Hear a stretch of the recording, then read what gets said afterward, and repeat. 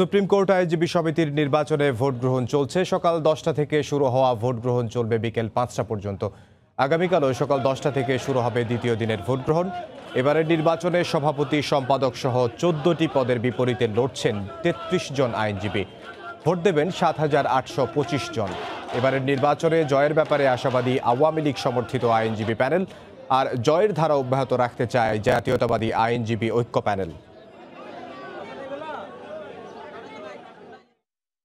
আইনকে শাসন করার জন্য না, আইনের শাসন স্বার্থেই ভোট দেবে। বিগত কয়েক বছর ধরে বারে কোনো উন্নতি নাই, বসার জায়গা নাই।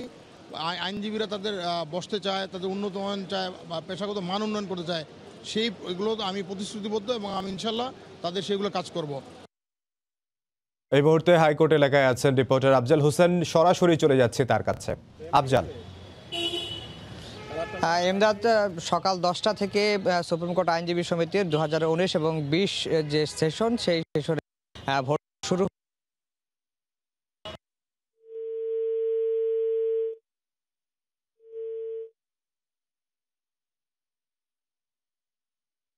ভোট দেবেন। আর সুপ্রিম কোর্ট আইনজীবী সমিতির নির্বাচনের কিছু আলাদা বৈশিষ্ট্য রয়েছে, যাদের প্রচারণা থেকে শুরু করে সকল ক্ষেত্রে তারা স্বতন্ত্র একটি বৈশিষ্ট্য বজায় রাখার চেষ্টা করে থাকে। তো আমরা দেখেছি যে আজকে আইনজীবী সমিতির নির্বাচনের কিছু আলাদা বৈশিষ্ট্য রয়েছে, যাদের প্রচারণা থেকে শুরু করে সকল ক্ষেত্রে তারা স্বতন্ত্র একটি বৈশিষ্ট্য বজায় রাখার চেষ্টা করে।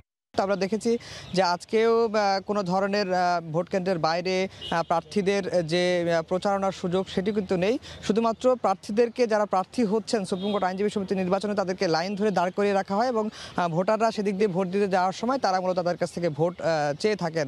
আর সুপ্রিম কোর্ট আইনজীবী সমিতির নির্বাচনের ক্ষেত্রে আমরা যেমনটি দেখেছি যে সুপ্রিম কোর্ট আইনজীবী সমিতির নির্বাচন কিন্তু 2 দিন ব্যাপী হয়ে থাকে। অর্থাৎ আজকে সকাল 10টা থেকে শুরু হয়েছে, 5টা পর্যন্ত চলবে। কালকেও সকাল 10টা থেকে শুরু হয়ে আবার 5টা পর্যন্ত চলবে। এরপরেই ভোট গণনার প্রক্রিয়া শেষ করা হবে, তারপরেই ফলাফল ঘোষণা করা হবে।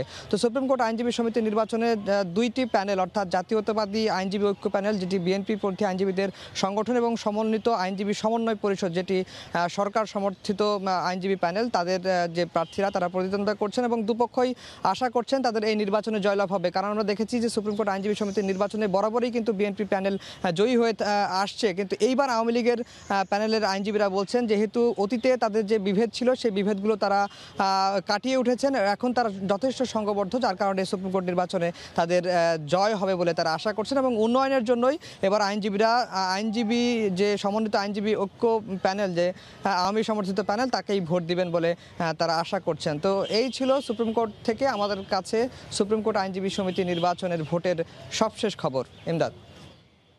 সুপ্রিম কোর্ট এলাকা থেকে আমাদের সাথে যোগ দিয়েছিলেন রিপোর্টার আফজাল হোসেন। তিনি জানাচ্ছিলেন সুপ্রিম কোর্ট আইনজীবী সমিতির নির্বাচনের ভোট গ্রহণের